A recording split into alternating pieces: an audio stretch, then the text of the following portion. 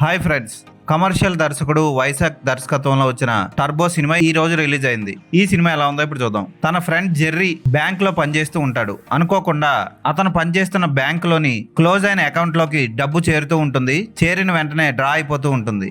Jerry అక్కడ జరుగుతున్న అన్యాయం గురించి ఎంక్వైరీ చేసి దాని వెనక ఉన్నది వెట్రివేల్ అనే ఒక బడా గూండా అని తెలుసుకుంటాడు.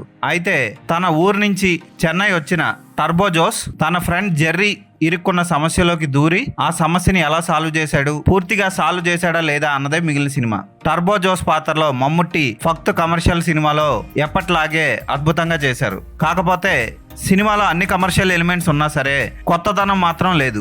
మనం ఊహించినవే జరుగుతూ ఉంటాయి, మనం ఎక్స్పెక్ట్ చేసినవే జరుగుతూ ఉంటాయి. దర్శకుడు వైశాఖ్ పులిమురుగన్ తర్వాత తీసిన ఏ సినిమా కూడా హిట్ అవ్వలేదు. మమ్ముట్టి కంపెనీ పతాకంపై మమ్ముట్టి నిర్మించిన అన్ని సినిమాలు ఖచ్చితంగా వెరైటీ సబ్జెక్ట్ తోనే నిర్మించారు. ఈ ఒక్క సినిమా మాత్రం ఏమాత్రం కొత్తదనం లేని కథతో నిర్మించారు. స్టార్ హీరో మమ్ముట్టి సినిమాని మొత్తం తన భుజస్కంధాలపై మోసారని చెప్పొచ్చు.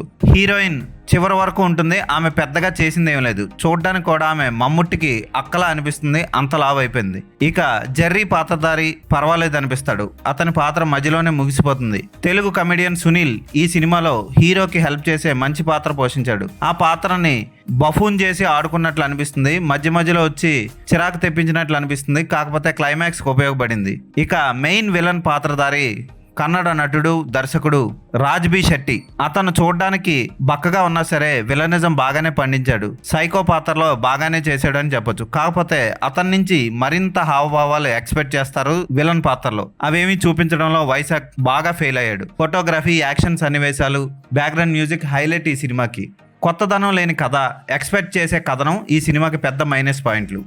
దర్శకుడు జోస్ పాత్రలో మంచి చెడు రెండు ఉన్నాయి అన్నట్లు బ్లాక్ అండ్ వైట్ డ్రెస్ వేస్తాడు. అలాగే విలన్ వెట్రివేల్ కి పూర్తిగా బ్లాక్ డ్రెస్ వేస్తాడు. ఇలాంటివన్నీ బాగానే చేసినా సరే సినిమా రొటీన్ కథతో సాగడం వల్ల పెద్ద గొప్పగా కొత్తగా అనిపించదు. మమ్ముట్టి కోసం ఈ సినిమాను ఒకసారి చూడొచ్చు. ఈ సినిమాకి నేను ఇచ్చే రేటింగ్ 2.5/5.